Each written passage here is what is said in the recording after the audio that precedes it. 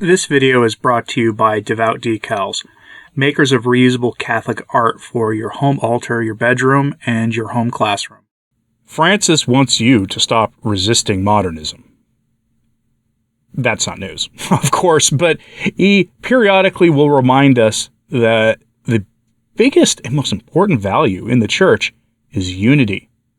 Unity, unity, unity. He bases this off of the statement of our Lord, who on the cross asked that we all be one. Unity is important. The papacy is the external sign of unity in the church. The creed is a sign of unity. The Eucharist is a sign of unity. Our profession of faith at Mass is a sign of unity. Attending Mass is a sign of unity. There are many signs of unity in the church. It used to be that the Latin language, available in the entire Latin rite of the church, comprised something like 90% of believing Catholics, was a sign of unity. That sign of unity was, of course, swept away long ago. But Francis took to remind us of his message of unity, unity, unity on his address on the Feast of the Epiphany, or the observance of the Feast of the Epiphany on Sunday, since the Epiphany was actually on the 6th, but, such is life in the Novus Ordo, where feast days of some serious importance are transferred to the next day instead of observed on their day. One consequence of that, of course, was the Feast of the Holy Family was sort of ignored, but then again, that one was reassigned to sometime in December anyway, although I don't know the reasoning. But here we go to the story. Headline from Info Vaticana. The Pope asks to abandon ecclesial ideologies. Ecclesial ideologies. We're to abandon ecclesial ideologies. That was pretty rich coming from him. As you'll see from this, Francis is healthy enough to dunk on traditional Catholics yet again. The man cannot help himself. He takes every single opportunity he's presented with, where he has a sufficient audience, where he's giving an important enough address that the media will report on it because the Epiphany is an important feast day in the church, to then dunk on trad, so that his words then go out across the ether, into the internet, and so everybody can see it. And then people like me feel obligated to tell you about the things he said about those of us who simply want the same faith and the same church as our ancestors had, which apparently we're not allowed to have anymore. He calls us ideological. He calls us rigid and a clericalist. He calls us neo-Pharisees and guardians of tradition. He does it again here. From the article, quote, Pope Francis presided, not celebrated as Vatican News says, the Epiphany Mass in St. Peter's Basilica in the presence of 6,000 faithful. The Mass was celebrated by Cardinal Tagle.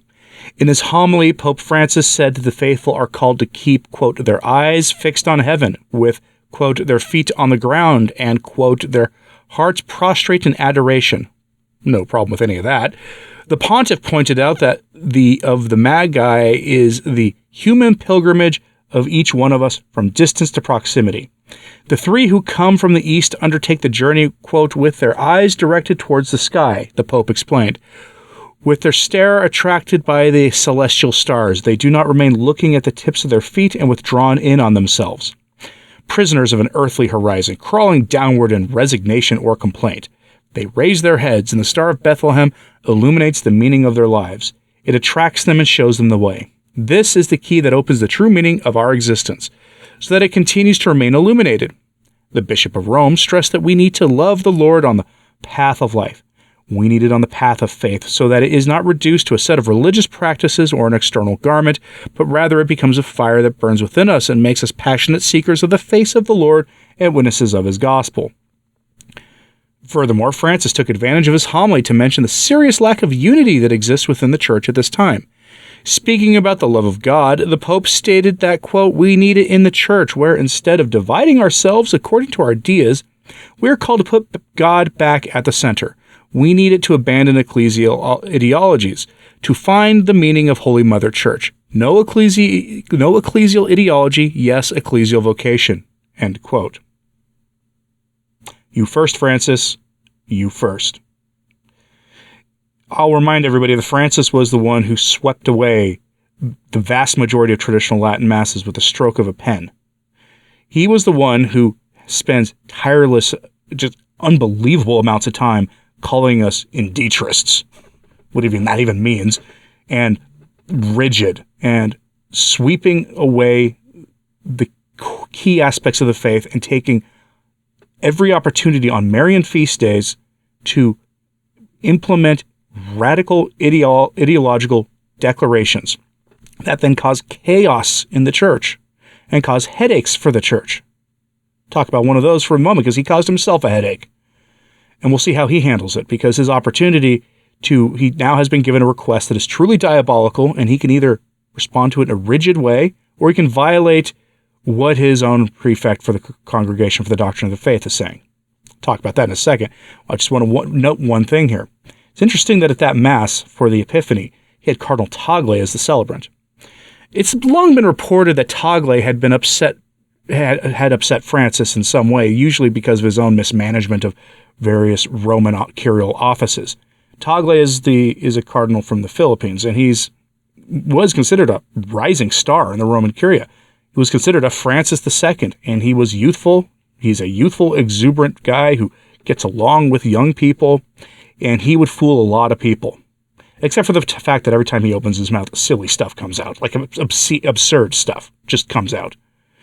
And he clearly doesn't take the gravity of his office all that seriously. But he was considered a rising star. But then his failures in the Roman Curia to manage various offices he'd be given an opportunity to do undercut his ability to be considered papabile, meaning that he would be considered as a frontrunner to replace Francis when that time comes in the next couple of years, most likely.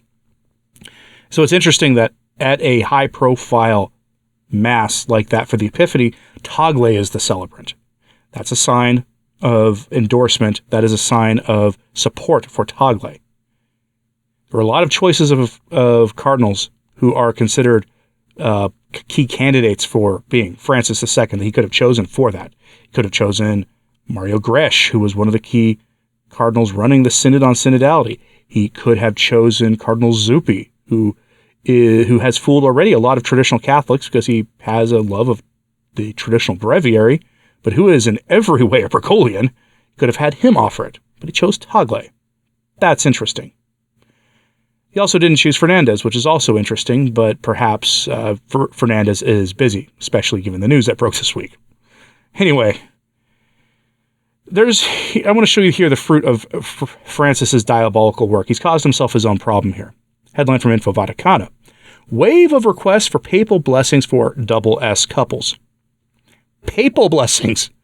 Monday, quite a few of you watched my regular news video, a video like this, on the request for blessing certificates.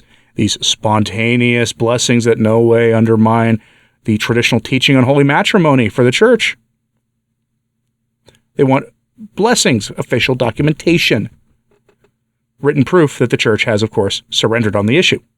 And now we have this, a request for papal blessings, meaning they want Francis to bless them publicly. Do you see the problem Francis has created for himself? Imagine what will happen if, or maybe when, Francis gives into this and stands there before a pair of people to impart a blessing with photojournalists from the New York Times, the BBC, and whoever else you care to name present. Imagine what will happen. What could go wrong? From the article, quote, Fiducia supplicans may end up putting the Vatican in a predicament that no one expected. An avalanche of requests for, quote, apostolic blessings from His Holiness by double S couples. It was perfectly foreseeable, but no one has thought about it, and the rumors coming from Rome indicate that the phenomenon resulting from Fiducia supplicans is being fulfilled. The influx of requests for official papal blessings for double S types, according to Il Messaggero. In strict theory, there should be no problem. These requests are rejected, alleging that the blessings provided for by the declaration of the doctrine of the faith require, quote, spontaneous and not formalized circumstances. In the real world, however, requests, whether by or on behalf of the double S couple, create a multifaceted and frankly thorny problem of optics, interpretation, and application. That's the theory. In reality, the Pope cannot reject them without appearing petty, legalistic, and, well, downright rigid.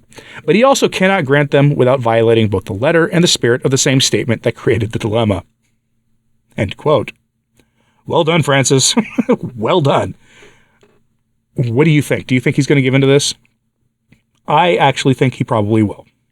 Might be wrong on that one. Of all limbs I've gone out on that I have the most potential to be wrong on, probably this one, but I suspect he might actually give in on this. I mean, why not at this point? The church has been put in a predicament by his own work, by his own doing. Remember, he's the one who signed off on fiducia supplicans. Usually declarations from the dicastery for the doctrine of the faith don't have the signature of the reigning pontiff or alleged pontiff on it. But this time, this one, he chose to sign personally. And now he's getting a waiver request for people to receive those blessings from him. And you know when it happens, there's going to be reporters there. Because of course there will be. It will be a sign to the whole world, to all the bishops saying no, to fall in line. And that might be the biggest reason he does it. And that brings me back to that original story. We are all being asked to stop resisting modernism, to get on board with his program, to stop being broken up into ideological camps in the church. It's a nice thought, Francis. Lead by example. Stop promoting modernism. Just be a middling, indifferent pope at this point, and you'd probably find most of the resistance go away. That ship has sailed, though, I suspect, given that there is a sunset now for his papacy, or alleged papacy, and there is now going to be a new pontiff here in the near future. And no, for those asking, I don't buy the alleged prophecies that say he's the last one. There's literally no proof that they're authentic. I know, I've looked into it. Anyway, let me know what you think of this story in the comments, please. Hit like and subscribe if you haven't. That does help. So to sharing this on social media, that does help too. As always, pray for the church. I'm Anthony Stine. Ave Maria.